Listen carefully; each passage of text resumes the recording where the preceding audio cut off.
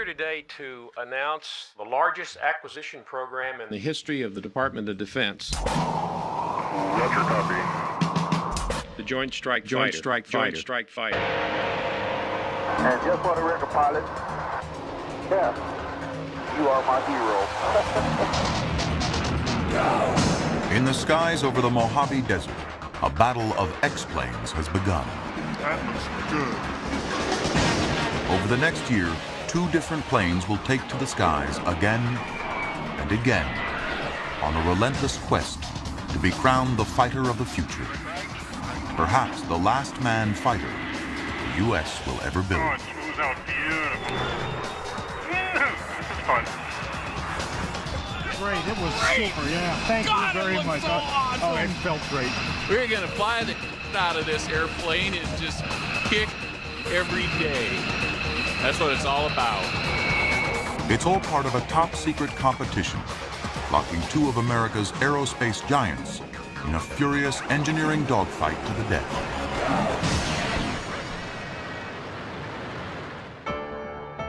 You couldn't have a more interesting competition. 2 very different companies, 2 very different designs. Conservative heavyweight against a radical newcomer. We got a hell of a smart team, so let's go figure out how to make it work. Whoa!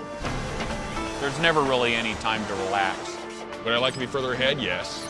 Would I like to be farther done? Yes. I think we truly believe that we've got the right vehicle for the customer. It's starting to look like an airplane. That's what's really neat about it. Well, I see a future contract. Well, that too. Not just any contract, but the most lucrative contract in military history.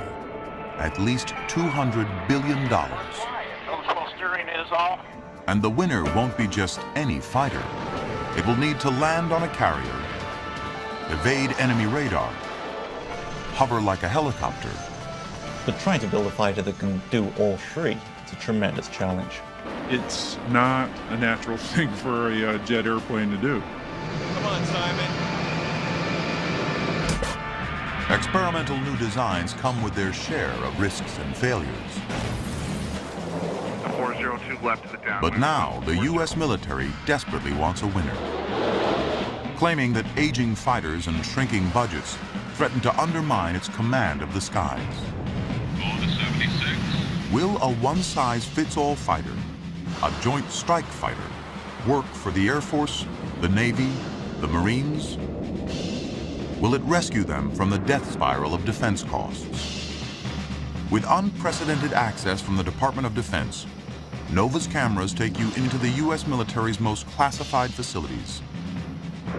From the beginning to repeated trial and error. Can I reset? Negative. We're recommending we abort. The original design wasn't gonna hack it. How much effort is ahead of us to make it work? Watch 2 teams struggle to get their daring ideas off the drawing board and into the air. The Joint Strike Fighter will be the world's premier strike platform. With the decision to proceed now made, it is now appropriate to announce the winner of the Joint Strike Fighter competition. In the end, only one winner takes all. In the Battle of the X-Planes. Up next.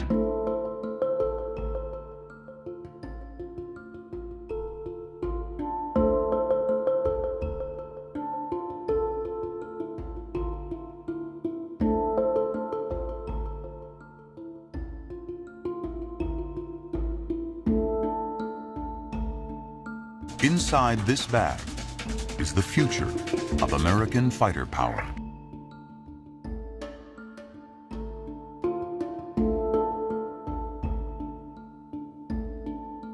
There will probably never, ever be another program as complex as this or as big as this. We start talking about dollars. It's called the Joint Strike Fighter Program.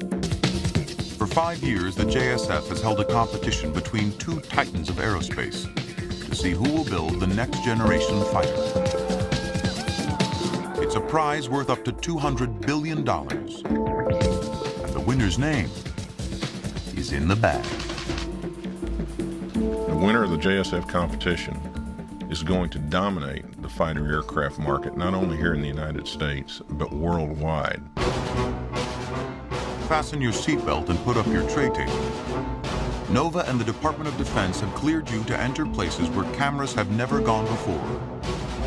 From secret installations to the cockpits of the latest experimental fighters, you've landed in the classified world of the X-planes, both high-tech and handcrafted, where pilots fly into the unknown with just you by their side. This is the battle to build the fighter of the 21st century.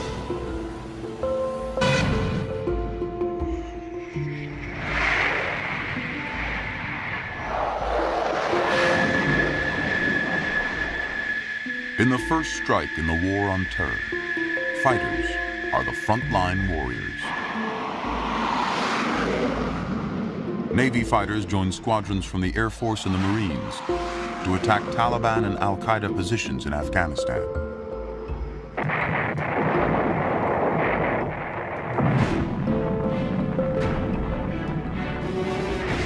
These aircraft play a key role in routing the enemy, just as they did in the Gulf War in the early 1990s. In fact, some of the fighters are literally the same planes. Built in the 80s, designed in the 70s, to fulfill Cold War objectives from the 60s. The most important weapon in America's arsenal is based on ideas almost a half-century old. Our airplanes, they're wearing out. They're tired. 30-year airplane, still a great airplane, serves purpose as well, but it's old. These aircraft in the future battlefield, they're going to be a bit like dinosaurs. Not just in their sort of physical age, but their electronic capability. They may not be survivable. We now have to go to higher altitude instead of lower altitude. We need to make ourselves as small as possible from a radar perspective. We have to do the same job, but the world has changed.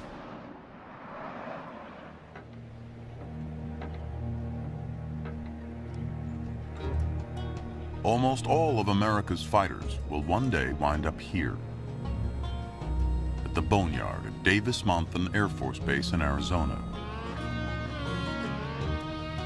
Old generals may fade away, but old fighters are cannibalized for parts.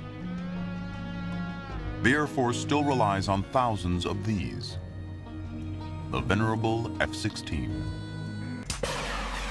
But the F-16 is past its prime. In the age of stealth, this fighter shows up on radar the size of a small, flying house. This is an F-18, the mainstay of the Navy. But Navy planes get old fast. The controlled crash, known as a carrier landing, and the rapid acceleration of a catapult launch will eventually create irreparable stress fractures and send them all here. This is the subsonic AV-8 Harrier jump jet, flown by the Marines. While it remains the only successful vertical landing fighter, it dates back to the British invasion of America by the Beatles. Though later refined by McDonnell Douglas, by any measure, the Harrier is ready for retirement. The goal of the Joint Strike Fighter program is to replace all of these, the F-16, the F-18, and even the vertically landing Harrier. It is absolute vital necessity to have not only a replacement airplane for the older airplanes, but to have an airplane that's a 21st century airplane to meet the needs for tomorrow. The plane for the 21st century, at least for the Air Force, would appear to be already here. The new F-22 Raptor, scheduled for deployment in 2005. The Raptor is the ultimate fighter. So stealthy, its radar signature isn't much bigger than a bird. And it can fly at supersonic speeds longer than any other fighter. And that means it can strike deeply and invisibly at an opponent. But the Raptor has a huge vulnerability that the JSF program must overcome. A giant price tag. Each plane costs about $100 million. The F-22 is a spectacular airplane. The problem is it's expensive. And that means the Air Force will never really have enough of them to attack the many and varied small and large targets that make up the modern battlefield. The F-22 is just the latest example of a trend that goes back decades. Each new generation of fighters costs more than the last, so fewer are purchased. Ever more expensive fighters in ever decreasing numbers. In defense circles, that's known as the death spiral. Where the death spiral could lead is the prediction that in the year 2054, the U.S. defense budget will only buy one airplane. So the Air Force uses the airplane in the morning, the Navy uses it in the evening, and the Marines, unfortunately, only get to use it every leap year on the extra day. So that is the JSF's mission impossible. To break the death spiral by coming up with a new fighter that costs a third of an F-22. Replaces all of these and meets the needs of the Air Force, the Navy, and the Marines. They absolutely said, you'll never pull this off. Impossible. In the past, the fiercely independent services would have fought for their own weapons programs. In the 60s, when the cost-cutting Secretary of Defense, Robert McNamara, forced the Navy and Air Force to use the same plane, the F-111, the joint program was a resounding flop. But these days, with smaller post-Cold War budgets, the spreadsheet is mightier than the sword. Joint Strike Fighter program was a huge leap of faith for the services. The enabler, though, was they didn't have any choice. They knew that they had to modernize their fighter force structure, and the funds were not available to do that. With no other options, the effort to design the Joint Strike Fighter begins. And almost immediately, there's a disagreement. The services can't even agree on the number of engines. The Navy's F-18 Hornet has 2 engines for safety. If one goes out, you don't have to ditch. But 2 engines are a deal killer for the Marines because of their weight. You cannot build today a 2-engine vertical short takeoff landing airplane. So the Navy wanted 2 engines. Marine Corps had to have a single engine, and the Air Force wanted a single engine because it was much more affordable, and they don't have it. They're not out over the ocean at night all by themselves like we are. The decision hinges on how dependable one engine can be. Steady state 255 started. After talking with jet manufacturers, the JSF team ramps up the specs for engine reliability. Rear Admiral Steidel convinces a reluctant Navy to go with just one. That was another piece that was necessary to pull the program together. So without that, we could not have a common production line. I think the effort that's gone on here to create a joint requirement is astounding, and it's really it's what's allowed the program to get where it is, and it will be what allows the program to continue, because if the services keep saying we all agree what we want and we want this aircraft, then it will happen. Even with everyone on board, there's rough air ahead. We know how to build a stealth fighter. We know how to build a long-range, agile fighter. We may even have a good way of building a fighter that can land and take off vertically. But trying to build a fighter that can do all 3 is very, very difficult. The Pentagon spent over $3 billion in research to see if it was possible. And the answer? Sort of. The airplanes are not the same aircraft, but the building blocks are the same building blocks for the most part. Same engine, same major avionics. In fact, it's not important to have every piece part the same, but the expensive parts or modules. Through the life cycle of the aircraft, there was the potential to save $60 billion. And that's a lot of money in anybody's calculus, even in the Department of Defense. With the services in agreement about the requirements, The Joint Strike Fighter program launches a competition for innovative designs for the new, affordable family of fighters. Like a high-stakes game show, only 2 contractors can make it to the final round and build test planes. With billions on the line, U.S. defense contractors hold their breath as the Pentagon announces the 2 finalists for who wants to build the next generation fighter. These contractors are Lockheed Martin and Boeing.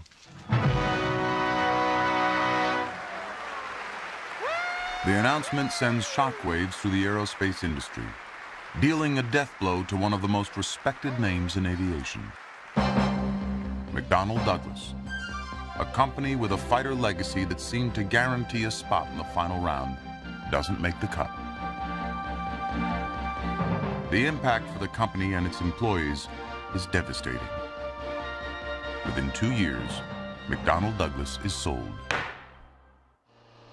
to Boeing, one of the JSF winners. A world leader in commercial jets, the Seattle-based company is seen as an unlikely contender in a fighter battle, for good reason. Boeing's last fighter was built in the 1930s, the P-26 P-Shooter, a fighter from the age before jets, before even a closed cockpit. Boeing hadn't built a fighter in a long time, and I think early on, Boeing was considered literally a dark horse in this competition. But the Boeing acquisition of McDonnell Douglas, the builder of the Navy's F-18, and the Marines' Harrier, makes a dark horse an even bet. By acquiring McDonnell Douglas, Boeing suddenly moves from becoming the least experienced JSF team to possibly the most experienced. Clearly leveled the playing field. I'm in this job to win, and going back to... Boeing's JSF effort is led by Frank Statkis, an engineer and 30-year company man. When you shoulder the weight of a potential $200 billion contract, stress comes with the job. A year ago I had hair and it was dark, and now I have less of it, and it's a race to see what goes gray versus goes away. What's our G2 on the other guy? While Statkis runs the project, he isn't the creator of Boeing's design. These days, with the complexity of fighters, no single person can claim that role. State-of-the-art fighters. They're all designed now by computers, and these are big teams of engineers who sit down, you know, and do these CAD/CAM drawings. It's very tough to find, you know, one person who can sit there and tell you that I designed that airplane. At the heart of the Boeing design for the JSF is a large delta, or triangular wing. It's an unusual approach, but the big advantages of that are that it's structurally simple and that it contains an enormous amount of fuel. Though there hasn't been an American fighter built with a delta wing since the 60s, the design has its advantages. The fastest jet ever to fly, the SR-71 Blackbird, has a delta wing because it decreases drag at supersonic speeds. The Space Shuttle is also built around one because it provides great lift. But neither the shuttle nor the SR-71 are exactly agile. A delta design pays a price in speed when executing turns. And the control surfaces near the tail don't have the leverage to turn the plane sharply. European designers have overcome these handicaps in their new fighter, the Typhoon, by adding canards near the front of the plane.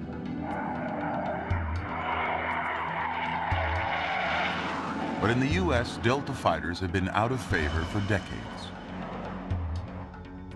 until the JSF picked the Boeing design as a finalist. Why the new interest? Deltas can be cheap to build. Boeing took a step back and said, what makes aeroplanes expensive? How can we leave it out? And they got a very, very simple design. Boeing's expertise in wings is kind of taken a different tack. Our engineers have chosen to build this wing as one piece from tip to tip. We have always studied the idea of building a one-piece wing and attaching the fuselage to the wing. And so this time we had an opportunity to really try it. Boeing has taken to heart the JSF concept, meeting the needs of the Air Force, Navy, and Marines through a versatile common design. And it even accommodates the biggest JSF challenge, landing like a Harrier. While it gets a bad rap for safety, the Harrier is no doubt the most adaptable fighter ever built. Matching its capabilities will drive many of the design decisions of the competition. When fully loaded with fuel and bombs, a Harrier takes off in as little as 500 feet, a third of that needed by most fighters. That short takeoff distance makes many roads into potential runways. After an attack, it returns, a lighter fighter, ready to execute its trademark Buck Rogers move.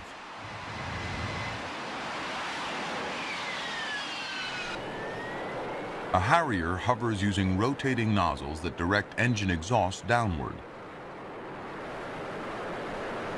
This mode of flight, called direct lift, demands an enormous amount of power. And it's dangerous. Before computer control, balancing a Harrier on its own engine thrust was like trying to sit on a geyser. Even today, its accident rate is 4 times that of a Navy Hornet. But through their flexibility, Harriers have proven their value. In fact, in the Gulf War, Harriers flew more missions than any other kind of fighter.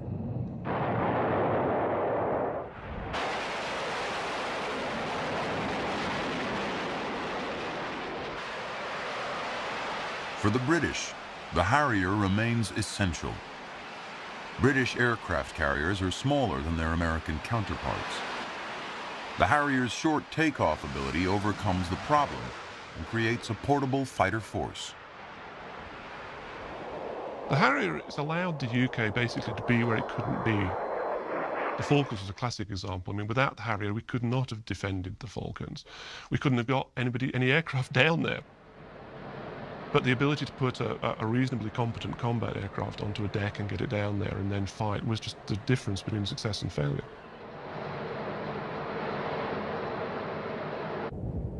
But the Harrier can't fly supersonic, a serious limitation in a modern fighter.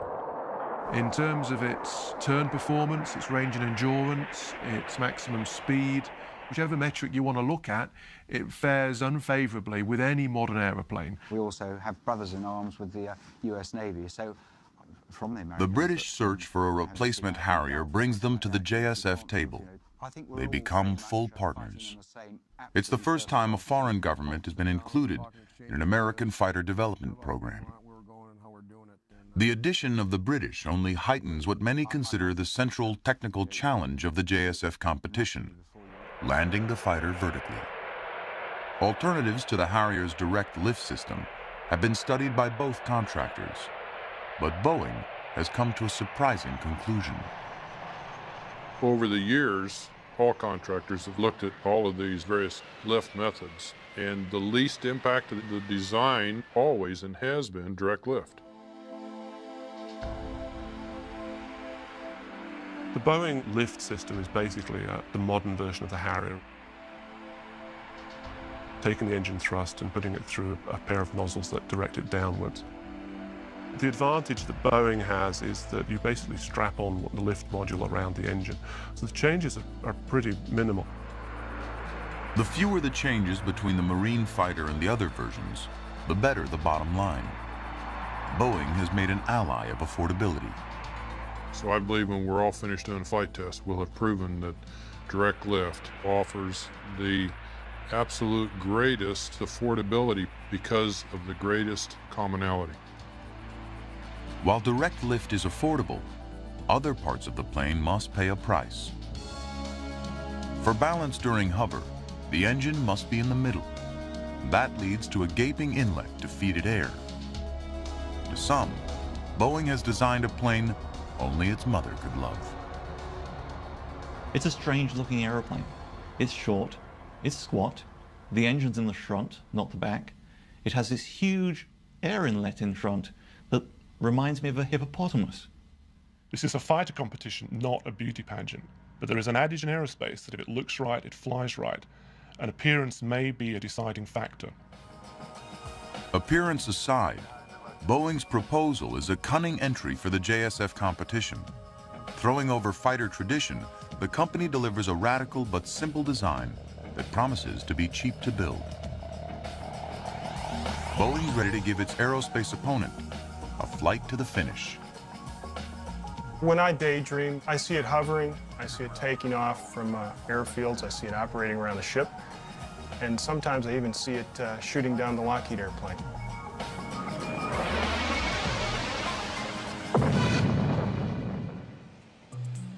Only in your dreams is the likely response of Lockheed Martin, America's largest defense contractor. For decades, in this secret facility in California, the legendary Skunk Works, Lockheed has designed and built aircraft that have blown through the boundaries of imagination. The Lockheed Skunk Works reputation is founded on its ability to put together a small team of very motivated people, get everybody else out of the way, and leave them to solve a problem that everybody else thinks can't be solved. The whole history of this place has been, there is nothing that we can't do, there is no project that we can't accomplish. There's a huge amount of pride of we can do anything. We've done that. We've done that. By the time Lockheed earns its place in the final JSF competition, Chief Engineer Rick Rezebek and his team have already spent 5 years designing their fighter. Now they must build a pair of test planes in just 2. If Lockheed wins, their work will live on for decades. If it loses... The stakes are horrendous on this. This program will end up running from today out through the year 2050. Long after my retirement, the performance of this team and the decision making that goes on during these next 2 years are very key. The mystique of the Skunk Works remains unrivaled in aviation. It's the birthplace of America's first operational jet fighter, the P-80. In the 50s and 60s, this covert design house created the ultimate spy planes for the CIA. A high-flying U-2 and the high-velocity SR-71 Blackbird. Later for the Air Force, it built the F-117 Nighthawk, the first stealth fighter. Unveiled to the public during the Gulf War, the Nighthawk was the only U.S. aircraft to strike targets in downtown Baghdad. The image of anti-aircraft guns aimlessly blazing away at invisible attackers is a surreal salute to its success, and that of the Skunk Works. They've conducted many of their most advanced programs in complete secrecy, such that nobody else in the world even had a clue what they were up to. It's got to be very, very scary going up against those guys. The F-117 sacrifices speed and handling for stealth. It's been superseded by the current gold standard of American fighters, the F-22 Raptor, built by Lockheed. While very expensive and not the all-in-one fighter for the JSF, the Raptor provides a wealth of proven design ideas, including a radical new shape for stealth. It's no surprise the Lockheed design for the JSF inherits the Raptor's contours. Built around one common airframe, Lockheed's proposed fighter is modified for each service. Most visibly, the Navy model has a larger wing and tail for carrier landings. The exterior design of Lockheed's fighter holds few surprises. On the surface, it looks like the company doesn't want to gamble. Its it's on the inside for the Marines' vertical landing requirement that Lockheed's bet the farm. The company's gone with a daring new propulsion system known as a lift fan. The lift fan has been an engineering challenge because there has not been a lift fan built before. In the lift fan design, the engine sits in the usual fighter position in the tail. A drive shaft connects it to a large fan placed behind the pilot. To hover, engine exhaust is directed downward. But the fan is also engaged, taking in air from above the plane and blowing it out below. That creates two balanced sources of thrust, potentially a more powerful and stable arrangement than the Boeing solution. But to accomplish this feat, the drive shaft must be spun at an incredible rate. Think of taking the propulsion system in a Navy destroyer, shrinking that down into a smaller package, putting it into a jet fighter airplane. It's a technological challenge in the tradition of the Skunk Works. If successful, the lift fan will be revolutionary. But on the drawing boards, it doesn't blow away its critics.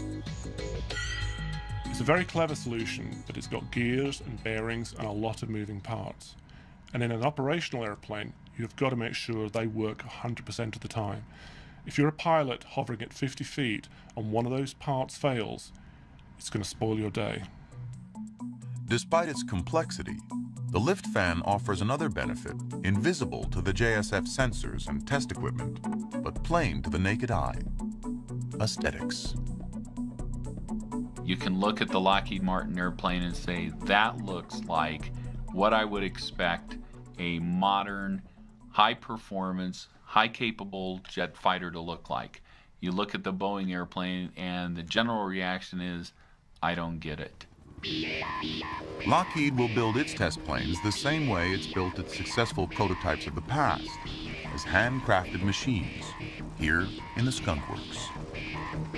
This facility provides a well-worn path to winning the JSF competition. Lockheed will try to triumph through daring new technology, just like Legos, while Boeing tries to win with a bold, cost-saving design combined with manufacturing know-how second to none. You couldn't have a more interesting competition. Two very different companies, two very different designs. A conservative heavyweight against a radical newcomer. If Lockheed wins, it continues its decades of fighter manufacture. If Boeing wins, it could go on to dominate the fighter market like it dominates the airliner market. I think we'll look back at this time, at this competition between Boeing and Lockheed, and I think it will be remembered as the Great Fighter War.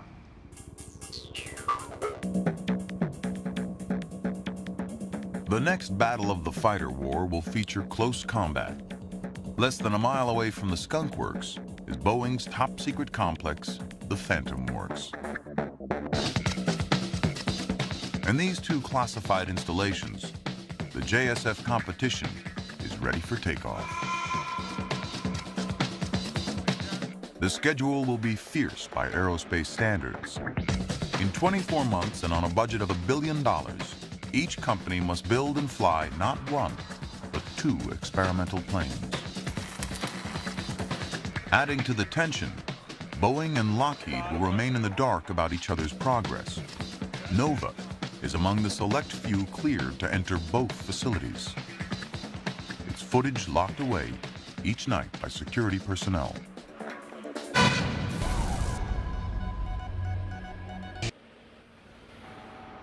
Boeing may not have built a fighter since the 1930s, but from day one, the company rolls out innovations to simplify the job. This scaffolding holds the parts as they arrive. The team uses lasers to position each component precisely in three-dimensional space, without having to wait for surrounding pieces. The parts themselves are designed so precisely that they fit together like puzzle pieces, with hardly any adjustment. Techniques like this lead Boeing to claim it can reduce assembly costs by as much as 75%. It's a very interesting process, very new, Boeing's ability to demonstrate how the aeroplane is put together is certainly a plus, and that will weigh in their favor. The frame for the single massive delta wing, the heart of the Boeing design, is already in the works. But the skin that will cover it is being cooked up over 1,000 miles away at Boeing's headquarters in Seattle. After we put the pad up on, we'll probably need to cut it. Engineer George Bible has spent the last year experimenting with a revolutionary material for the surface of the wings. It's a resin and carbon fiber mix called thermoplastic. In small quantities, it's been used on fighters before, but no one has ever tried to create anything as large as a 30-foot wing skin. It's very challenging. We have no time or schedule to design something else, so we have to make it work the first shot. Thermoplastic wings will be lighter and more durable than conventional wings. There may even be other undiscovered benefits, according to another engineer who first experimented with the material in the 80s, Frank Stadkus. I personally would love to have thermoplastics on this airplane because I know that there's value in the future. Even though I can't tell you in all the areas where we might find that value, I do know it's there. The future, in a word, thermoplastics. But right now, George Bible needs to solve some pressing problems. Making thermoplastic begins with these sheets of graphite, also known as carbon fiber, the same lightweight material used in fishing rods and tennis rackets. For the wing, it's laid down up to 90 layers deep on top of a giant metal mold, or tool. We take layers of these graphite fibers and set them on top of each other, and then we put the resin in between to hold them together. After 3 weeks of layup, the wing skin is tightly wrapped in protective bags, ready for the next step. A massive oven called the autoclave. The huge chamber acts like a pressure cooker. The autoclave for me is always the most stressful part. You have nightmares at night thinking about all the terrible things your autoclave could do to it. First, all oxygen will be removed to prevent a cataclysmic explosion. Then, with the wing heated to the melting point of lead, nitrogen will be pumped in, raising the pressure and exerting tons of force upon the thermoplastic, forcing the fibers to blend with the resin. In short, this is literally hell on earth. For the next 30 hours, George Bible will hold his breath until the cooked skin is removed from the autoclave and a perfectly formed wing skin is revealed. Oh, she looks beautiful, doesn't she? Looks good. Looks very good. But this skin is only the first. Boeing will need 3 more, one for each side of its 2 delta-winged X-planes. And although Bible is elated at his success, he knows that the next skin, for the lower wing, will be far trickier. It involves a more complex curved shape. And, in fact, when the next skin emerges from the autoclave, the first signs are ominous. Creases and folds on the surface hint at hidden structural flaws. Man, that does not look good, those wrinkles. I'm afraid we're dead in the water. An instrument scans the surface of the panel using water and sound waves to probe for air pockets that could fatally weaken the wing. When we have a gap in the plies, the sound will not transmit through there well. George Bible's worst fears are confirmed. The skin is riddled with defects. Right now, I'm just exhausted. We can't get a break. I mean, it's just downhill. So We'll have to do what we have to do to get a panel down to Palmdale as fast as we can. After hundreds of hours of work, the wing skin is worthless. With the first wing frame nearing completion down in Palmdale, Bible's team and its bold experiment are simply running out of time.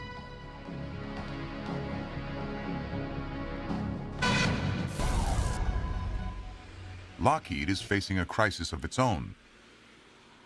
The problem that has brought its entire assembly program to a grinding halt hinges on the holdup of a single crucial part. We can have 99% of everything it takes to assemble the airplane, but if there's one part that hasn't been delivered yet and it's buried somewhere in the middle of the aircraft, you have to wait on the assembly work until that actually shows up. Like Boeing, Lockheed engineers have tried to save money by reducing the number of parts needed to build the plane. One part in particular, Bulkhead 270, has ended up especially complicated. It will join the front of the plane, including the cockpit, to the fuselage. As a key piece holding the plane together, it's made of the metal alloy titanium. The combination of strength and lightness make it a natural choice for the bulkhead. But nobody at the Skunk Works had anticipated how hard it would be to carve such a complicated piece out of this super hard metal. Machining the 300-pound Lockheed part means whittling away at a solid 5-ton slab, the drills running 24 hours a day, using diamond bit saws and a special lubricant to reduce heat. The pressure to get the bulkhead done is enormous, but so is the price of any mistake. If this part fails, it could almost ultimately be the end of our competition with Boeing in the JSF program. I mean, it would really set us back. On top of the crisis on the shop floor, bad money management threatens to get Lockheed fired from the competition. In a program in large part about affordability, the company admits it's $100 million over budget. Lockheed blames part of the overrun on a $30 million accounting error. In essence, what it was is we were writing checks without going back into the check register is what it amounted to. Lockheed, yes, had a problem in the subcontract management business in their manufacturing end at Palmdale.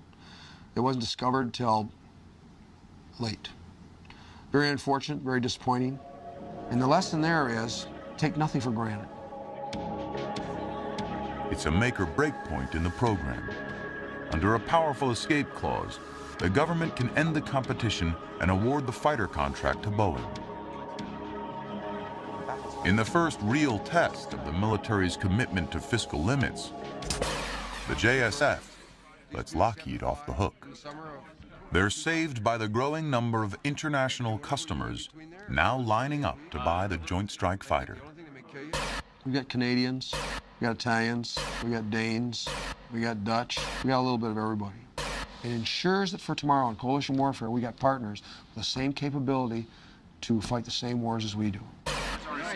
Ending the competition early would be a domestic and diplomatic debacle.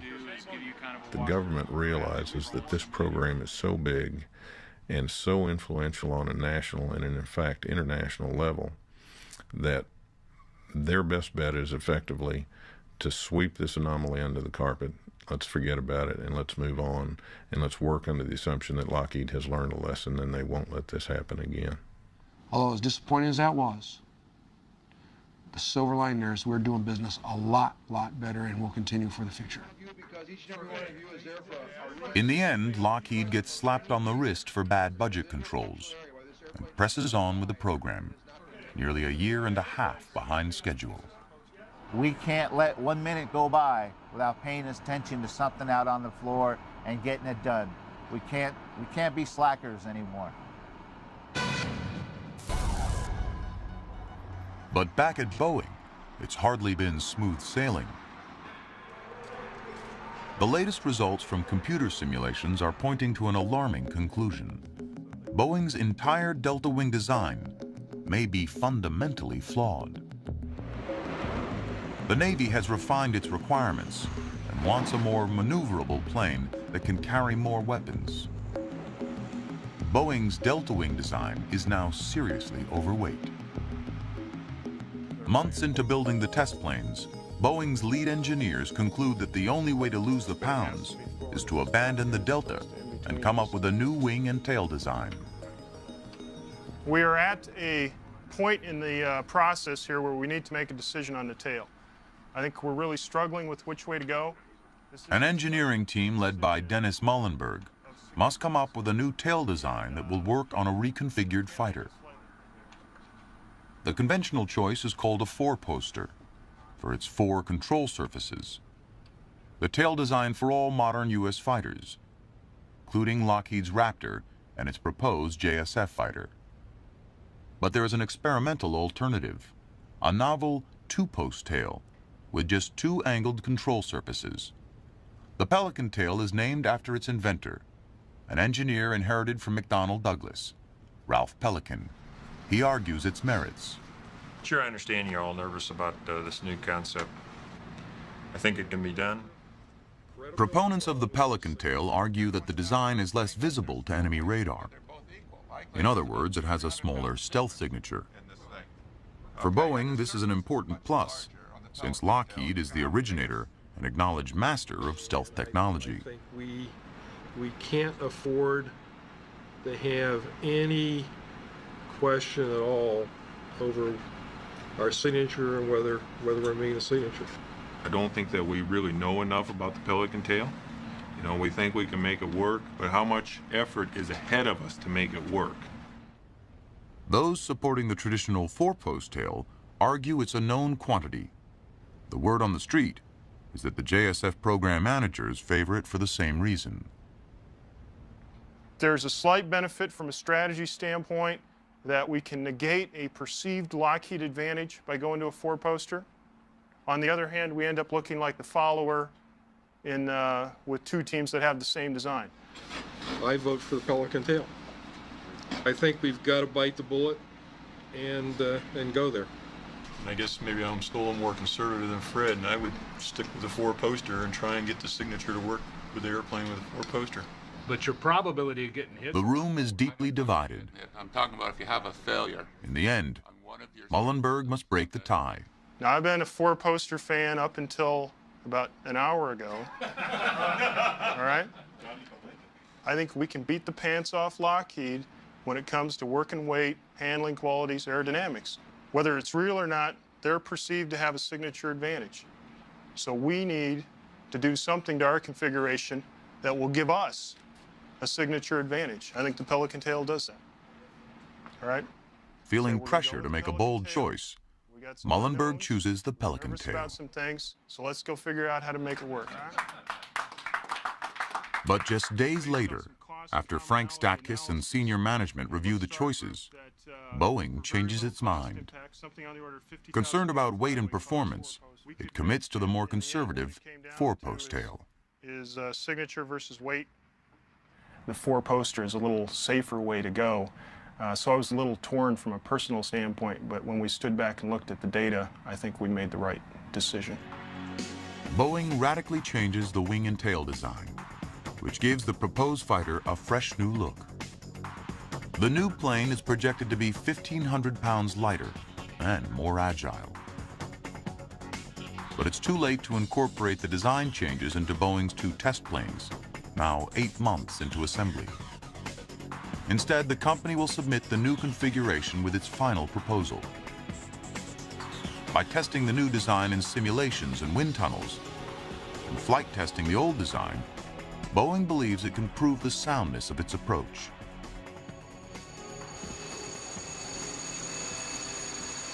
To those of us watching JSF from the outside, this is the first sign that all is not well with Boeing design. Both designs are evolving as the requirements evolve, but it seems that Boeing's design is not as adaptable as Lockheed's. The requirements are still evolving, so there must be concern within the government that Boeing's design can keep up. There was a lot to be made of the fact that their design was all screwed up and that they couldn't fly and they couldn't do this and they were behind and so forth. Not the case at all. To me, it was just an improvement in their design according to the requirements. It was very normal. Very, very normal. Whatever the future holds for the redesign, at least one of Boeing's nightmares is finally over. George Bible's team has finished the troublesome wing skins and is ready to rush them from Seattle to California.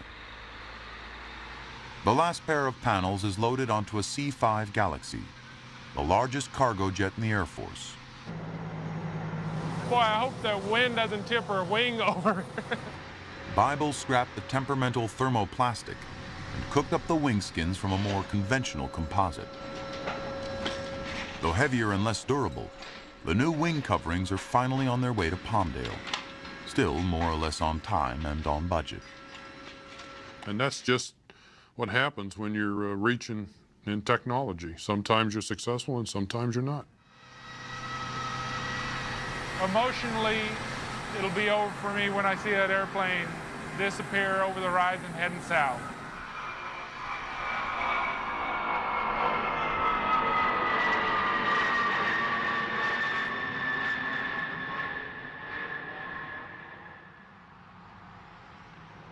With the wing skins safely in Palmdale, Boeing wastes little time attaching them to the wing box. Whoa, hold it. But before the upper skin can be mated to the structure, critical wiring must be installed. Let's go terminate. A lone electrician crawls in between the skin and wing box to connect wiring. Working in the dark under the 700-pound wing skin is a grueling job. I'm gonna need a heat gun. Hour after hour. Doing good. Wire after wire. Each connection is tested and double-checked. How you doing, Lonnie? Almost done. You almost done? Yeah. How many connects do you have to do? 2. He's been in there for 4.5 hours. Has not come out yet. It's dedication. Now here he comes. See if his legs still move. All right, Lonnie, my man. You ready to clear, Jack? With the wiring done and the skin lowered into place, mechanics will spend the night hand-tightening thousands of fasteners.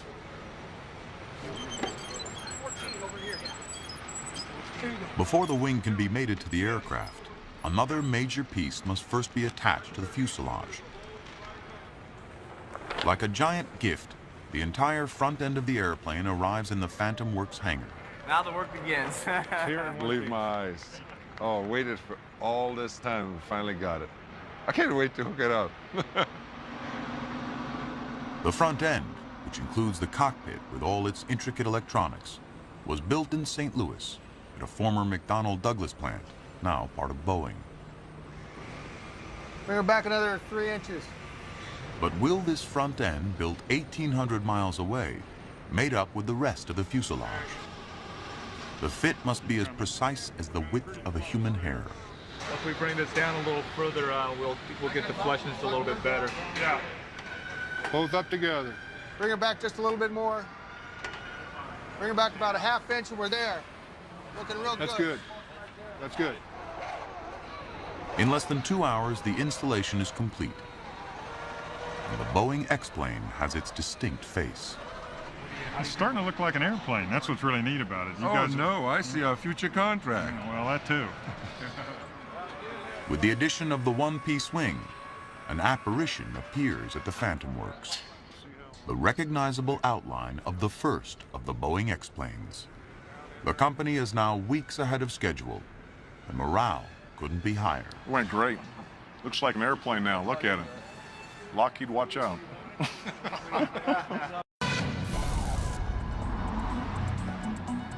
What Lockheed is watching out for is an end to its crippling parts delay. You guys ready?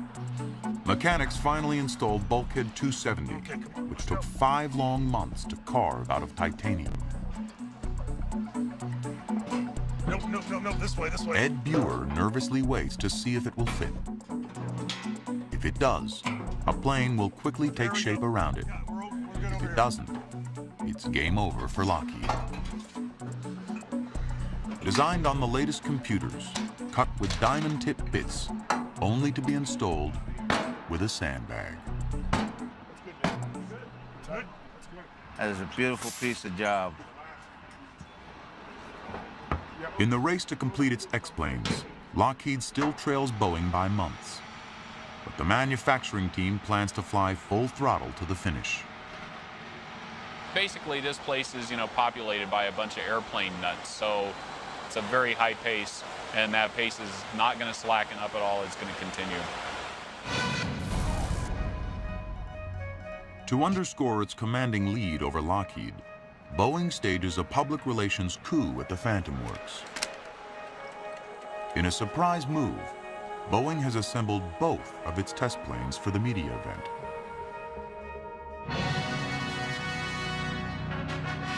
Ladies and gentlemen, the X-32A and the X-32B concept demonstrator aircrafts. What do you think? In an aerospace tradition called rollout, the company shows off its brainchild in two different versions to the world. It's a moment of high emotion for Boeing program manager Frank Statkus. It's everything that we've done for the last 3.5 years. It's all your successes. It's all your thoughts. It's all your weekend work. It's all your overtime. It's a soul that's in that airplane because each and every one of us sweated bullets to put it there.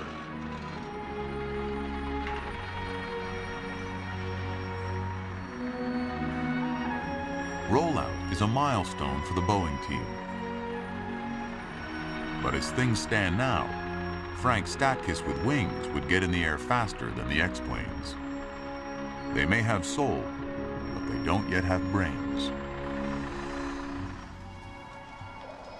Hundreds of thousands of lines of vital software code is still under development to manage every function of the X-planes. That work gets tested here in a multi-million-dollar simulator. Just yaws in the wind gently. Boeing's lead test pilot, Fred Knox, puts the faux fighter through its paces. With the crosswind, how about we look at 20 knots of crosswind, just to give a little outside. Modern fighters are designed to be aerodynamically unstable. 10, roger that. Under computer control, that aerial volatility transforms into acrobatic agility. Reset. Okay, you now have crosswinds. 10-10, roger that. Every simulated flight by Knox helps refine this essential software. Flight control software controls the airplane the way it flies, but it also turns on the air conditioner, it raises and lowers the landing gear, it navigates for us, it does every critical element and every critical safety element in the airplane. If we haven't done the development here, the airplane will not fly. Touchdown. Yeah. But less than 2 months after rollout, the software development suddenly goes offline. Boeing is crippled by the largest white-collar strike in American history. 17,000 aerospace engineers are off the job, including more than 100 developing the X-plane's flight controls. Progress inside the Boeing Phantom Works grinds to nearly a halt, while outside, a small group of engineers joins the strike. It's a bad situation for everybody. You know, everybody really has real mixed emotions, I think, and is real conflicted about it. 40 days later, the strike ends, but Boeing doesn't escape unscathed. The strike on our program is a terrible wound. We lost weeks of schedule. Those weeks will not be recovered. With the setbacks, Boeing's lead over Lockheed evaporates.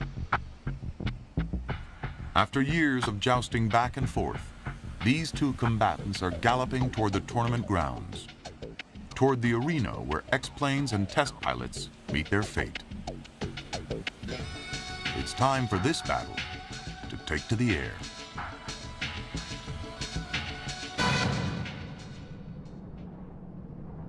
Just 30 miles away from the Skunk and Phantom Works lies the proving grounds for all of America's X-planes, Edwards Air Force Base. Edwards Air Force Base is a tremendous facility, and one of the hallmarks of that facility is the lake bed. It's about 12 miles wide, it's 20 miles long, and it's a very hard, flat surface. And you can put the airplane down, and you don't have to worry about running out of runway because you've got the whole lake right in front of you. With these wide open spaces, Edwards and experimental planes go back to the first supersonic flights. Here, the original X-plane, the X-1 flown by Chuck Yeager, broke the sound barrier over half a century ago. Since then, aviation triumphs and tragedies have made Edwards the hallowed ground of X-plane history. Now these skies will hold an epic contest never seen before, a battle between X-planes. Historically, we have 47 X-plane programs. So this is the first time in history, ever, that any two of those X airplanes have competed against each other for a production contract. It's unprecedented. It's time for Boeing's dream to take flight, while Lockheed can only watch from the ground. After years of derision as a second-rate contender, Boeing proves even an underdog, like its X-32, can have its day. Airman Lorma, this is Freddie Knox from the Boeing Company. We're getting ready to launch that X-32 on its first flight this morning. And I wonder if I could get a little forecast for the winds, say from about 7:30 to Fred noon. Knox, Boeing's chief test pilot and a key developer of the X-plane, will take the craft on its maiden flight. I appreciate your help this morning. Bye-bye. It was a good day to go. It's an excellent day to go. With the fate of the Boeing effort resting on his shoulders, Knox receives a final blessing from Frank Statkiss. I'll see you at the other end. Absolutely. For me, it's about as big a day as a test pilot's ever going to have. A chance to go do our first flight. It's a big day for me. It's a big day for the rest of the team. We spent 4 years now working very hard. Everybody from flight controls to APU pumps to structure, and a lot of hard work. And we should get a nice, safe flight in. Have a great flight. Everybody enjoy it too? It's a big day for all of us. See you guys at Edwards.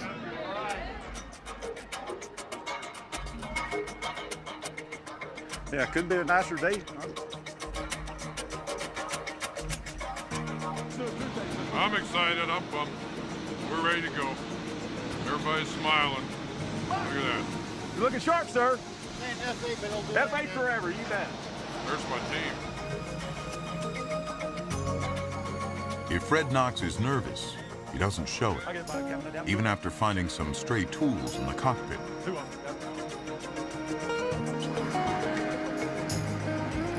Home sweet home.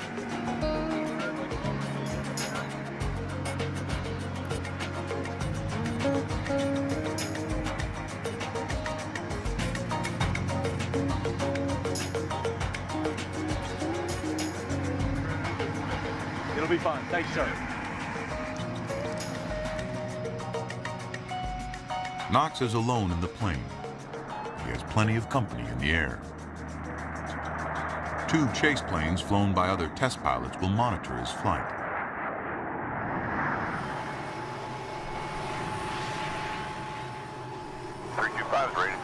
It's going to be exciting. Finally, all of our life is in there. Blood, sweat, and tears. 0 or 124.55, squawk 040. Hey, 363.0 for departure, 0406 on the punches. Like proud parents, the weary engineers and mechanics of the Phantom Works gather to see their fighter off. Now ready for takeoff on runway 7 to be airborne pickup by the Salty Dog. Control copies, read you loud and clear, and we are ready. And I'm going to go fly. Today's flight isn't a round trip. The Boeing plane is leaving the Phantom Works for good, to take up residence at Edwards Air Force Base, a short distance away. I got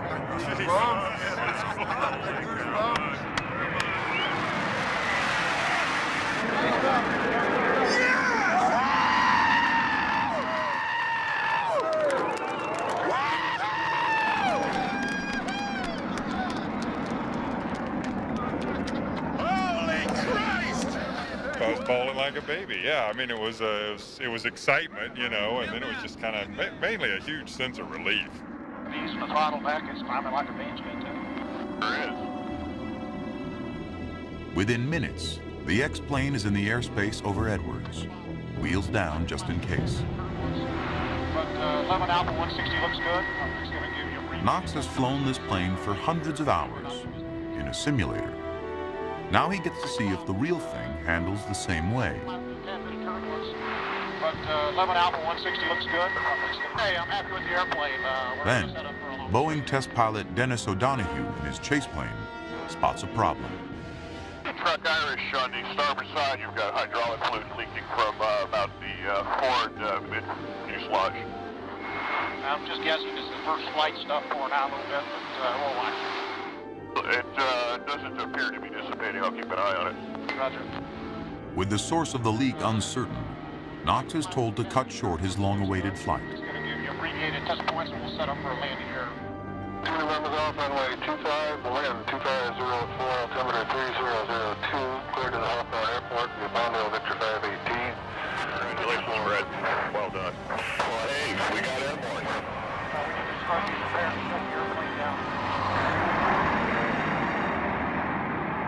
There she is, got one flight under her belt. We dropped a little fluid out of it. We never lost, everything stayed up. It's full normal landing. The flying quality's about 11. O'Donoghue was getting nervous. He couldn't stand the fluid pumping out. Congratulations. So it's time to land, huh? Yeah, it was definitely time to land.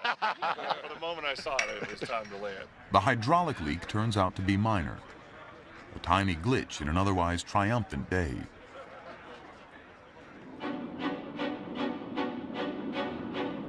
Over Edwards, Boeing begins a series of test flights. During each one, the pilot puts the plane through a specific set of maneuvers known as test points. Sensors document the plane's flying characteristics. The results go to the JSF. So far, the plane's performance closely mirrors the Boeing simulations, a sign of just how sophisticated computer design has become.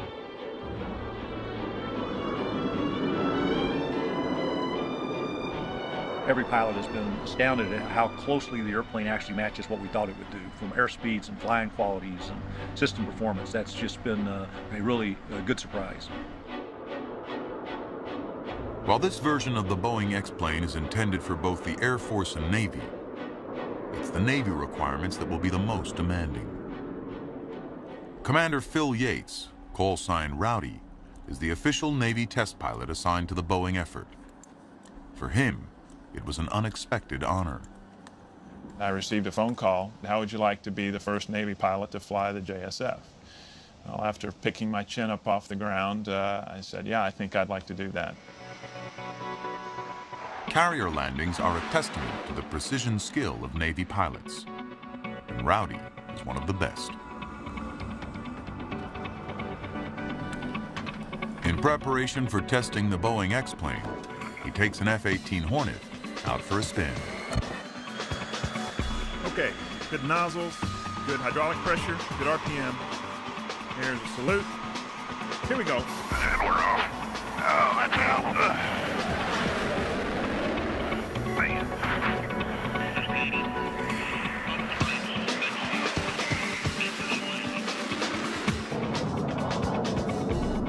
Carrier landings are probably the most demanding task a pilot may be faced with, especially at night in adverse conditions, pitching deck, bad weather. You have to be able to precisely control the airplane. Flying at about 150 miles per hour, Navy pilots aim for a target zone of only 120 feet, about the size of a tennis court. They must catch one of 4 arresting cables.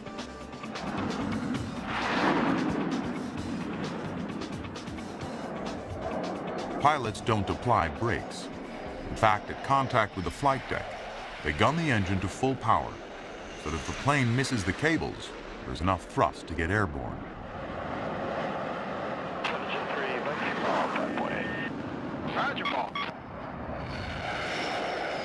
If landing on a runway is like threading a belt through a belt loop, landing on a carrier is like threading a needle.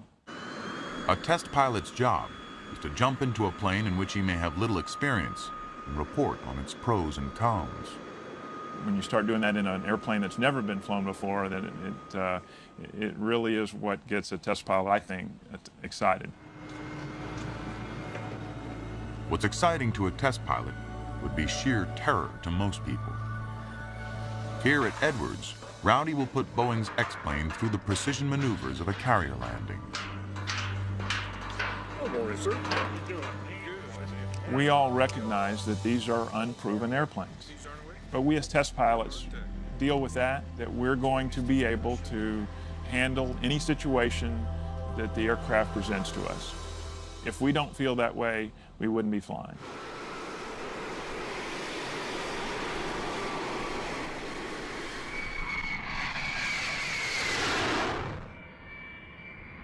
The Boeing team has worked hard to minimize the danger. The test requires Rowdy to fly so close to the ground, any error or technical problem may be fatal. A section of runway has been marked off, equal to the landing strip on a carrier deck.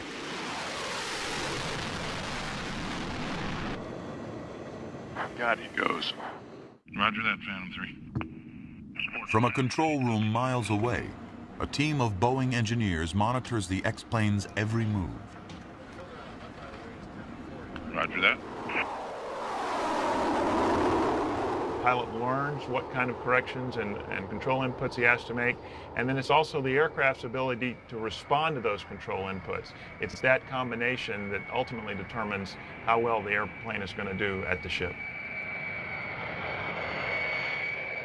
As he would on a real carrier, Rowdy receives visual cues from an optical landing aid called the Fresnel lens.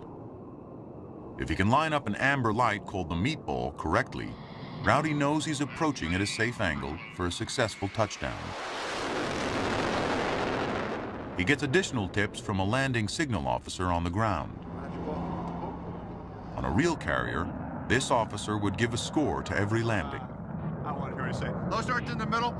We're not really trying to grade the pilot on what Rowdy's doing. He's a skilled aviator who knows how to make the corrections. Raj Paul. So what we're trying to look is find out how the airplane is performing with certain deviations applied to it.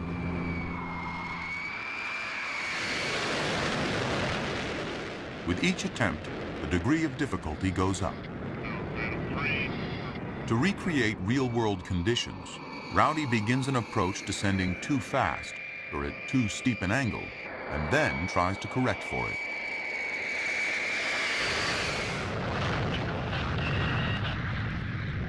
Man, that's amazing.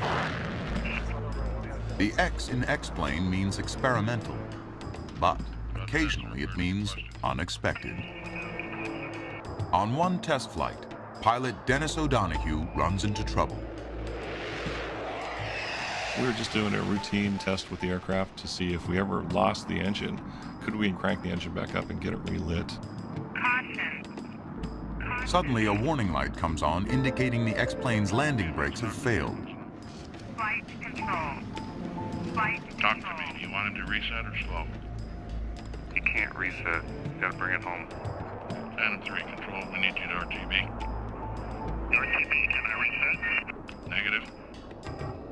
Suspecting the warning light is at fault, O'Donoghue brings the plane into land on the runway. Without brakes, he will quickly run out of room, risking injury to himself and his reputation. Wrecking a multi-million-dollar X-plane doesn't look good on the resume.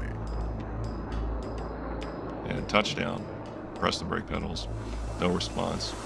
It was just a matter of adding power, getting airborne again. Phantom 3 control, we need you to RTB. With the brakes definitely gone, it's time for Plan B. Saving a 21st century plane using a 2-million-year-old lake bed. Had plenty of lake bed in front of me. Touchdown, and just let the aircraft roll to a stop.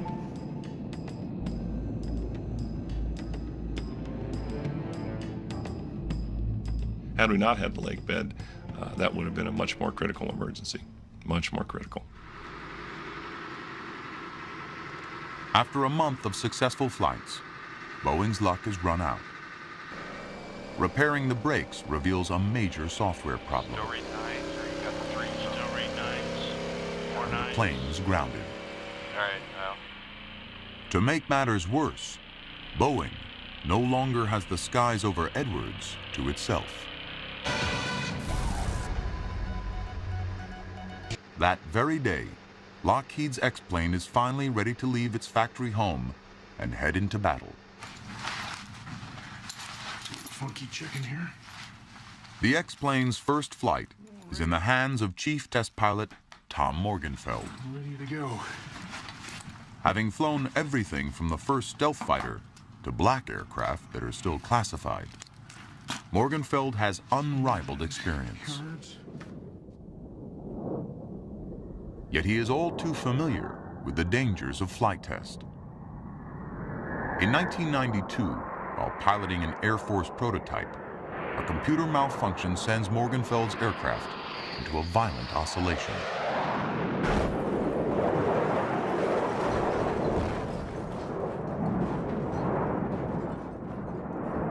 After skidding in flames for more than a mile, Morgenfeld walks away unharmed.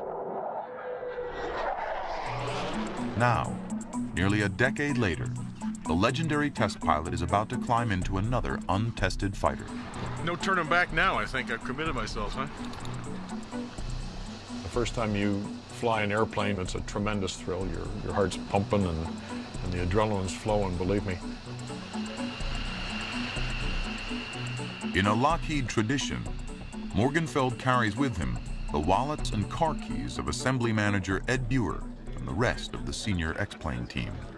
It's a sign of confidence. Thank you. And hat trick, on condition, you're clear 2.02.1. Roger.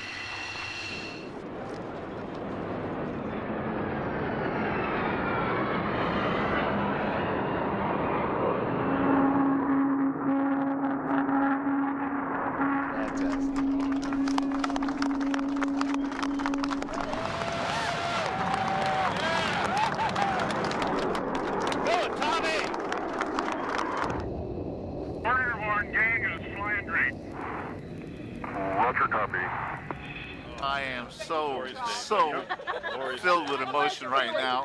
Oh, man. This is fun. All complete, feels great.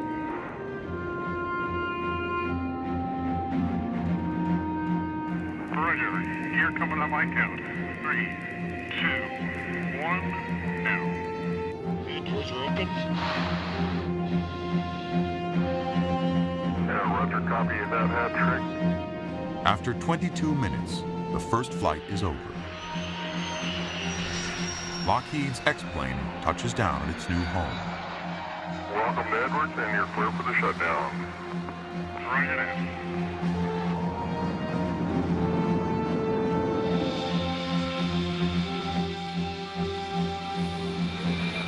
That beautiful man up there right now. Take care of my baby. We did it, man. We did it. Oh, great, man. What a thrill.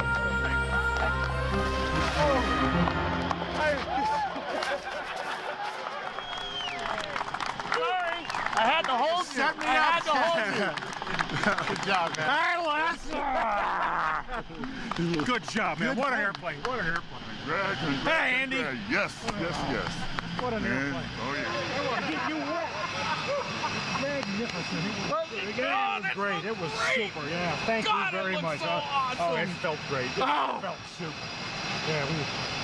I wish we'd have done a little bit more. I just wanted to keep on flying. Airplane's ready too. I mean, Yeah? It feels great. That's Thanks, great. Rick. God, we could all be gotta get to the winner. We're gonna fly the out of this airplane and just kick every day. That's what it's all about.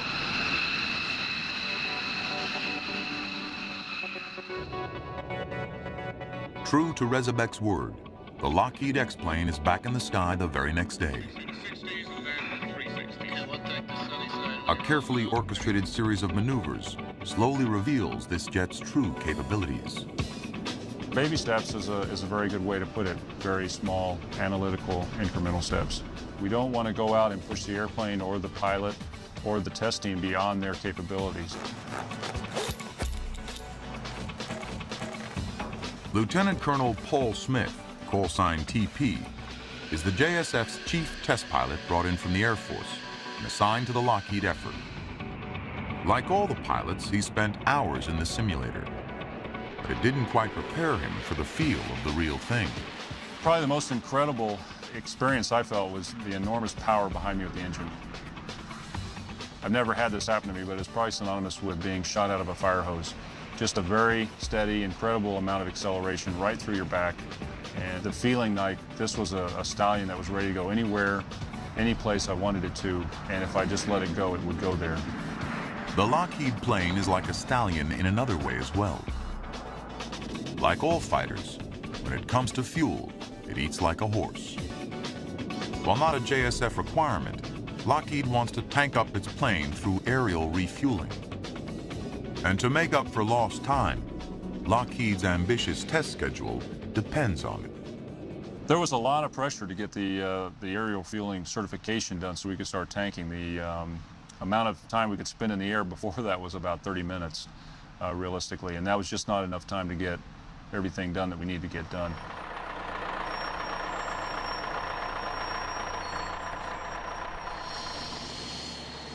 With only 2 flights in the X-plane under his belt, TP will attempt one of the most dangerous missions of the Lockheed program. Air-to-air tanking has always been kind of intimidating to me because throughout my career I've been taught don't let anything touch your airplane. Don't let another aircraft hit it. Don't let ground fire hit it. Don't let missiles hit it. And then the first thing you do is you go up to this tanker and the tanker hits you. At 20,000 feet, TP rendezvous with a KC-135, heavily loaded with fuel. The tanker slowly extends a boom towards a receptacle located behind the cockpit of the X-plane. It's really a basic feeling of trust between you and the guy flying the boom to make sure he doesn't hit the airplane where he's not supposed to. TP cautiously edges closer. At that point, you just have to fly very stable because he's trying to plug that boom in the back of the aircraft. Running low on fuel, with only minutes before having to abort, TP makes contact. And you can actually feel it in the airplanes. You feel like you are part of the tanker and it can actually fly you around. But at that point, you just kind of relax or try to relax and stay in that same position while you download gas. X-plane and tanker are now coupled in tight formation at 350 miles per hour. Less than 5 minutes later, the crucial maneuver is over. This airplane flew tremendously well on the boom, better than any other airplane I've flown. And so it was very easy to get confident in yourself and confident in the airplane very quickly. For the competition, Lockheed designed its X-plane to use the Air Force system of aerial refueling. But Boeing's gone with the Navy's version. With its software bugs fixed, Boeing's X-plane is back in the air. Navy planes have a fuel probe designed to plug into a drogue basket at the end of a hose dangling from the tanker. But during Boeing's first refueling attempt, the basket flies dangerously close to instruments mounted on the nose. These test sensors are used only for evaluating the plane's performance. But if the basket breaks them off, they may be sucked into the engine. That could bring down the plane. And that's not the only problem. When the refueling basket makes it onto the probe, it fails to seat properly, sending gas everywhere but the tank. In a blow to the Boeing effort, aerial refueling is ruled out as too dangerous. I'm sure that Boeing's engineering staff was somewhat puzzled by all this. There was some serious study work done. There were a lot of engineering studies that were conducted, but converting that data to the full-scale finished artifact is oftentimes a little bit of a magical process, and it doesn't always work out. For the remainder of flight testing, the Boeing X-plane gets its gas on the ground. And the company's month head start on Lockheed drips away. Every time they have to land and refuel, they're losing time. While they're doing that, Lockheed Martin is in the air and they're completing all their flight test objectives. For Lockheed, one goal has remained out of reach. In a month of test flights, its X-plane achieves Mach 0.98, just short of breaking the sound barrier. Like aerial refueling, the JSF doesn't require a demonstration of supersonic flight. But with only 3 more test flights of this version of their X-plane left, Lockheed wants to hear the boom. Today we're going to go supersonic for the first time. It's an emotional victory as much as anything else. People understand supersonic that work in this industry, and it's a very, very big thing. The crew has worked out here for now approaching 30 days, 7 days a week, 12 hours a day. And it's nice to give them a lift. Where is he now? The Lockheed X-plane team has struggled with a host of small but stubborn problems that have kept the plane subsonic. But at the end of a long day of flying, with test pilot Morgenfeld at the controls, all that is forgotten when the Lockheed plane crosses the boundary first shattered in the same skies by the very first X-plane.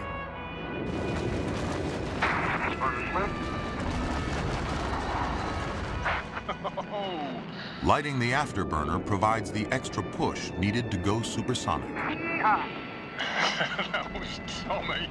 Did you hear that?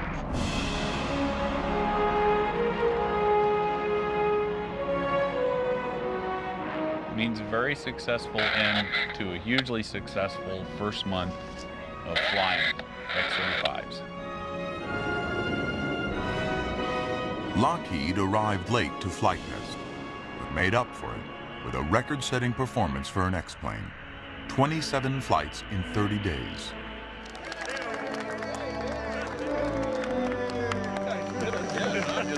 I was just a victim.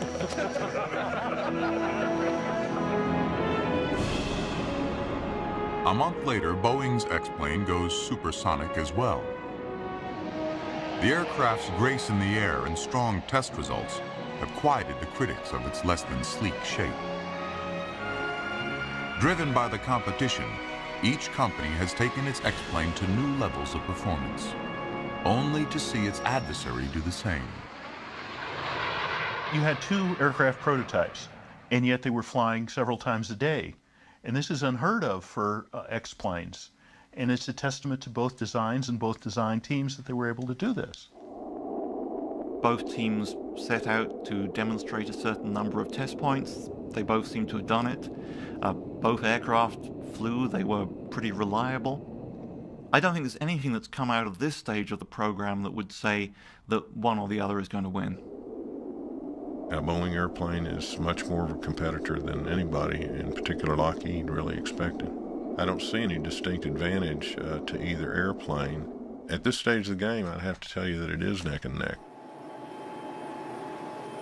Both Boeing and Lockheed realize the entire competition and the largest military contract ever may come down to the JSF's final requirement, achieving the Harrier trick of landing vertically. Houdini once made a 5-ton elephant disappear. Lockheed plans an even greater feat, to levitate over 3 times that weight. A 17-ton fighter using its radical new lift fan. The fate of the competition, perhaps even the fate of the company, rests on this untested system.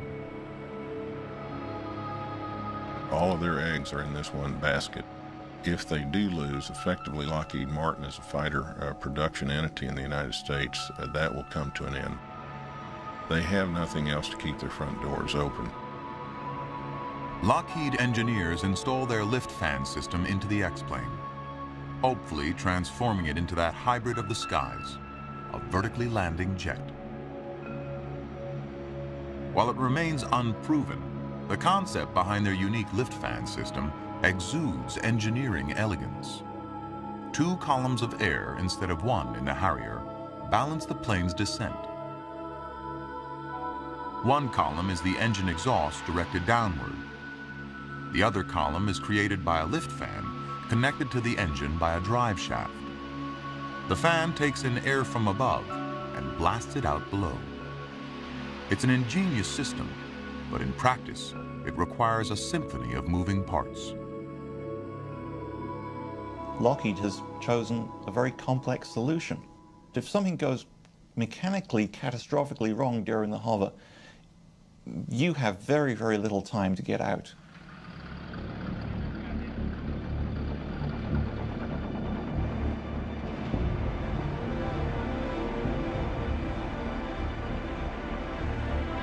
A former Royal Navy pilot with Harrier combat experience in the Falklands and Bosnia, Simon Hargraves will attempt the first hover in the Lockheed X-plane. He spent years in preparation. Still, there's no question, he's about to take a ride on the wild side. Nobody's ever tried to model a propulsion system that's quite as complex as this, quite as integrated as this. So there may be some areas there where the airplane doesn't respond exactly as I'm expecting. The vertical landing tests will start over a hover pit, 10 feet deep and covered by a steel grate. The hover pit is designed to minimize the chance the engine will suck in its own hot exhaust. Hot gas ingestion is a familiar danger to Harrier pilots. If the exhaust used to float the plane somehow enters the engine's air intake, the engine will start to choke. What happens when you ingest hot gas, your thrust decays. Your thrust decays, you lose lift, you start descending at a rapid rate and can lead to a catastrophic accident. Venting the hot gases out the side of the hover pit provides some protection.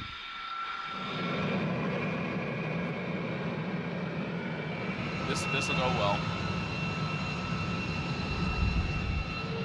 Here we go. 70%. Throttle up.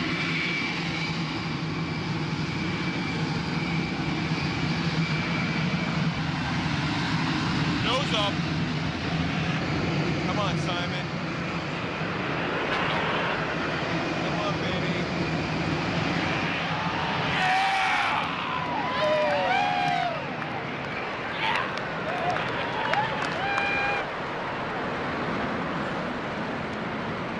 Hargrave holds steady 20 feet in the air.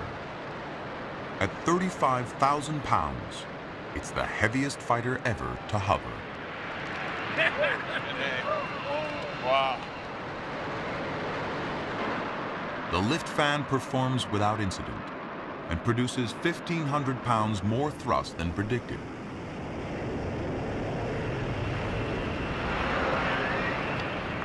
That was great. That was incredible. Let's do that again. Incredible. After nearly 2 years of struggling to keep up with Boeing, the Lockheed team now has reason to display their usual abundance of self-confidence. We've never had a doubt in our minds at any point in this program that this is the right type of airplane and propulsion system, and we felt very sorry for the competing team against us. I never felt sorry for him. Yeah, that's true. While the lift fan works, Lockheed still hasn't accomplished the tricky mid-air maneuver called conversion, going from level flight to vertical landing with its complicated dance of moving parts.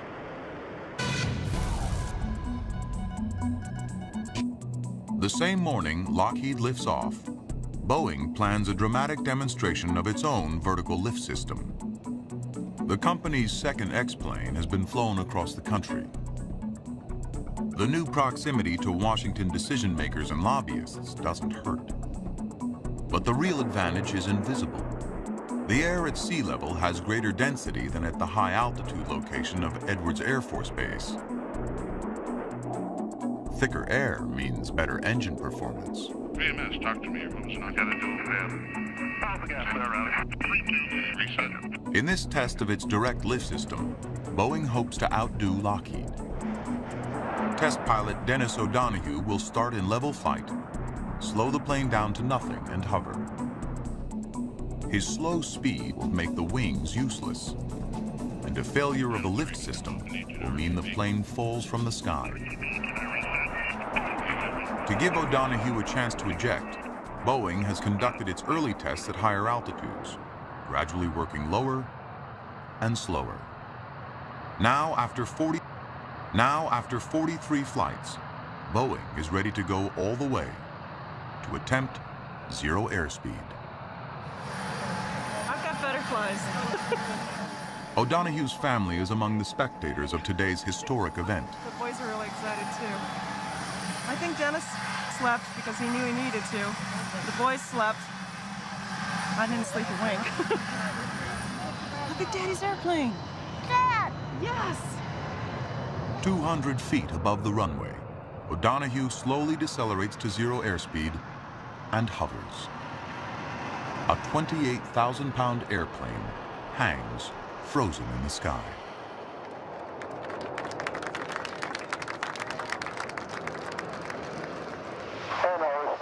Looks good here. Yeah, the hover performance looked real good. Numbers were looking pretty nice, especially RIC. And guess what, American pilot? Yeah, you are my hero. Pretty cool, huh? You got that right. Congratulations, Irish. Slowest man alive again.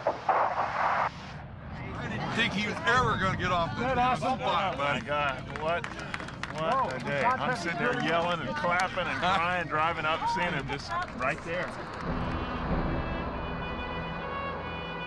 On this day, the Boeing X-plane hovers 4 times, once for 2.5 minutes. And demonstrating rock-solid control, performs a perfect 360-degree turn. Business views are pretty good.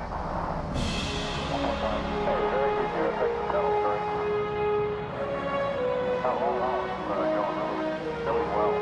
Very comfortable airplane to fly for hours. 1 minute. 1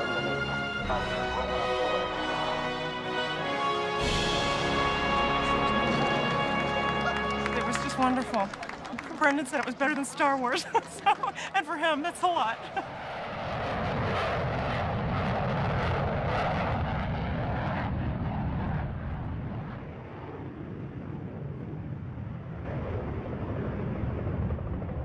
One month later, Boeing is ready to make history. If it works, its X-plane will become the first new fighter since the Harrier to transition from conventional flight to landing vertically. For this risky mission, Boeing will also use a hover pit to reduce the chances of hot exhaust being ingested into the engine during the landing.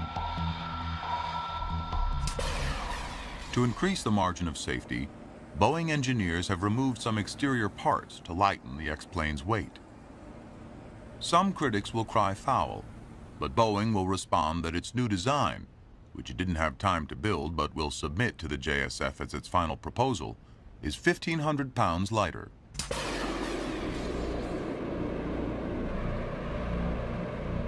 Dennis O'Donoghue is in the cockpit again, while flight test conductor Howard Goffis will closely monitor the mission from the ground. Now, there's fewer unknowns. We know we can do it. We know we've been there. We know what we've seen so far, but we're still only one failure away from having a really bad day. Okay, coming to 50 feet. Here we go. Closing in over the pit, the Boeing X-plane comes to a stop and begins a slow descent.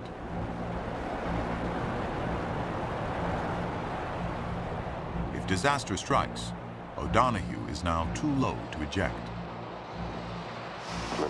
T2. He's over. T2. Back on that one. I know, we're coming down. Suddenly, the controllers spot trouble. That's good. Invisibly, the engine has ingested hot gas from the lift nozzles and loses power. Back on that one. O'Donoghue feels the bottom dropping out, but it's too late to abort.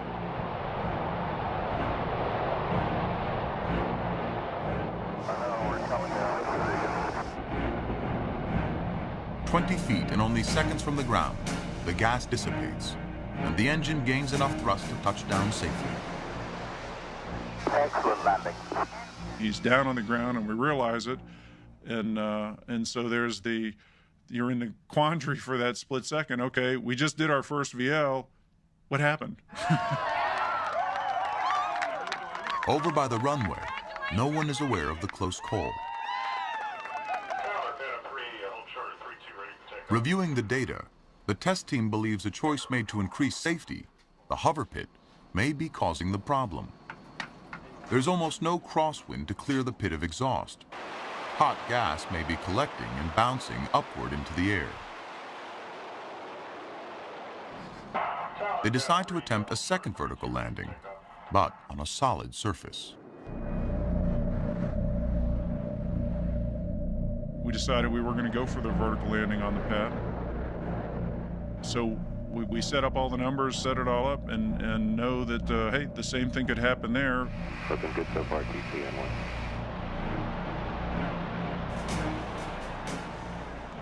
The second vertical landing goes without a hitch, to everyone's enormous relief. Hey, Howard. Yes, sir. We did it. Yes, sir. But just a week later, during another vertical landing, an old friend pays an unwelcome visit. It's a pop stall, the result of hot gas ingestion just above the ground, a common event in Harriers. Boeing engineers predicted it might happen and designed it out of their new version. But they decide to play it safe and stop testing their vertical system. A month later, Boeing completes all major requirements for the Pentagon ahead of the competition. It's a major landmark, and if anything has them worried, the Boeing executives certainly don't show it. It felt great. It looked great. It felt great, yeah. I'm confident that we are the head of the class now, and I expect to stay there. All right, one more time.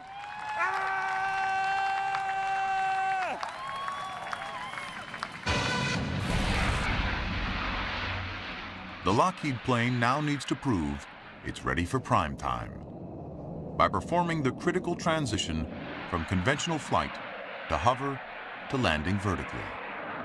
We need to demonstrate that we can land on a solid surface, both to make sure we've got the performance and the flying qualities to do that, to make sure that we've dealt with ground effects such as hot gas ingestion, and to prove that we can land on a normal sort of surface without damage or significant erosion to the surface.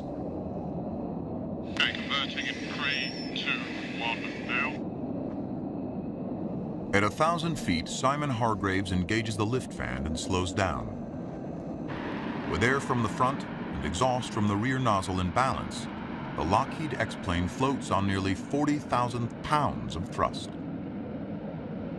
This system avoids the problems of the Harrier and Boeing's direct lift. Cooler air from the lift fan creates an invisible barrier that prevents the engine from choking on its own hot gas. And coming down right in the middle of the pad.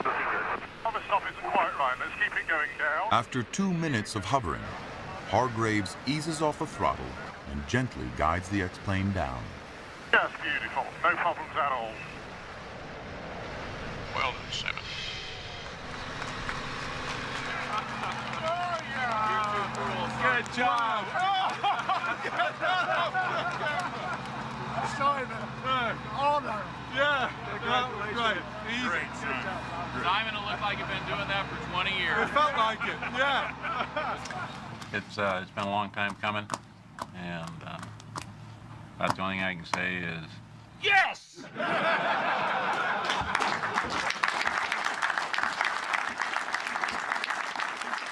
It's going to be a tough choice. If one guy had stumbled here at the end, then it would have made it easy. It's not an easy choice, and that's what the government wanted. The government wanted the close horse race, and I think they're going to get it now. In the waning days of the competition, at an undisclosed location somewhere near the Pentagon, JSF Director General Michael Howe takes Nova inside a world where cameras have never been allowed.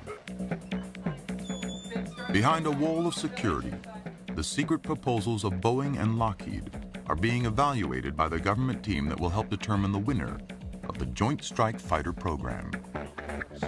This is where the proposals are, all electronic, of course.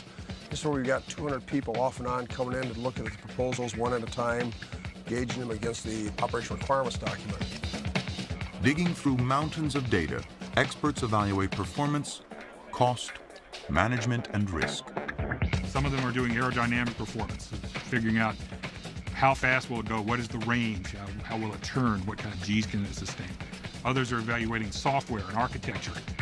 Now, near the end of this jury process, the results are one of JSF's most closely guarded secrets. We got about 6 weeks left by which we're going to take the results of our evaluation, give to the Secretary of the Air Force, who in harmony with the Secretary of the Navy is going to make a decision of who's going to build the airplane for the warfighter for the next 40 years. As the final decision approaches, known in military speak as down select, Boeing remains confident that its manufacturing know-how and cost-saving designs have made it a winner. I think we all feel pretty good about going into down select, and I think we truly believe that we've got the right vehicle for the customer. But just before it crosses the finish line, Lockheed plans a final dramatic display, a bid for the history books, and bait for the huge government contract. In a test flight Lockheed dubs Mission X, its fighter takes off in less than 500 feet, then goes supersonic and lands vertically.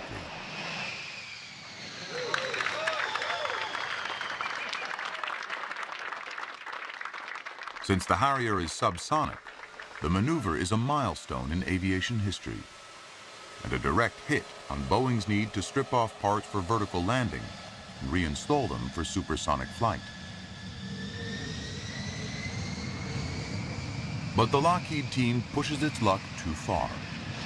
They attempt a vertical takeoff and transition to conventional flight.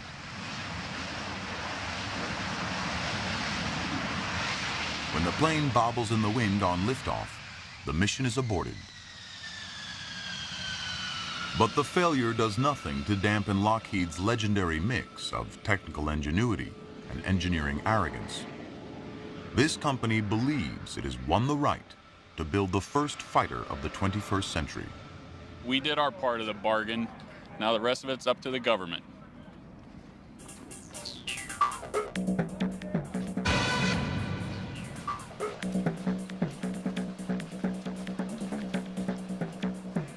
Five years after the battle began, it's D-Day. The decision is in the bag. The contractors anxiously await the news. In Palmdale, California, Rick Rezebek and a few hundred members of the Lockheed team gather in the X-plane hangar. We did as much as we needed to win this thing, and very, I don't know, comfortably, anxiously, nervous, and confident. Did the best we could. Yeah. Did the best we could. While in an office in Seattle, the leader of Boeing's X-plane program, Frank Statkis, and company vice chairman Harry Stonecipher stand by for word. Where are we going to be able to watch this thing from? Right here. Let's watch it. We're here today to announce the largest acquisition program in the history of the Department of Defense, the Joint Strike Fighter. The value of the program could be in excess of $200 billion. Two contractor teams, one led by Lockheed Martin and the other led by Boeing, have just completed a concept development phase. Both contractor teams met or exceeded the performance objectives established for the aircraft. The process involved at the end was about 250 people. And both proposals were very good, both demo programs were very good, but on the basis of Strengths, weaknesses, degrees of risk of the program. It is our conclusion, joined in by our colleagues from the United Kingdom, that the Lockheed Martin team is the winner of the Joint Strike Fighter program on a best value basis. Is the winner of the Joint Strike Fighter program on a best value basis.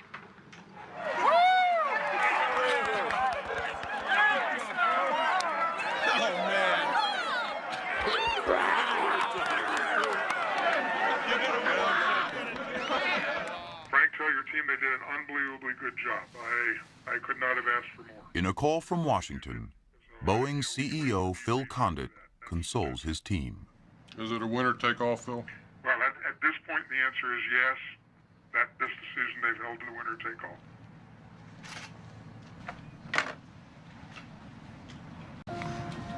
You did a great job. I'm sorry. No, you did a great job. Because I don't know what. In my mind, the Boeing redesign, the hot gas ingestion, Makes me wonder if for Boeing to win, Lockheed's lift fan engine had to fail. One of the biggest deciding factors in this competition, in my opinion, was that Boeing never managed to make a vertical landing with the aircraft in complete configuration. They took the inlet cowl off, they took the landing gear doors off. Lockheed Martin made complete vertical landings with the aircraft in the same trim that it could go to supersonic speed in. The X-35, now officially designated the F-35, may become the most widely deployed fighter ever produced. That looks good. I think it's ironic that Lockheed in 1943 in effect gave birth under the auspices of the Skunk Works to the Lockheed P-80, which was the first successful operational jet fighter used by the U.S. military. And here it is almost 60 years later, and they are now the winner of the JSF competition, which could result in potentially the last manned jet fighter. It's the closing of a major chapter in the history of U.S. air power. With a buy-in from the services and billions in foreign sales, the future of the F-35 looks bright. But fasten your seatbelts. There may be turbulence ahead. Now the fun really begins because Lockheed has to deliver on its cost and performance promises for the JSF. And the government's already talking about cutting the number of airplanes it's going to buy and spending more on unmanned combat air vehicles. And who's one of the top builders of unmanned combat air vehicles? Boeing. Losing the battle of the X-planes may not mean losing the war to dominate the future of American air power.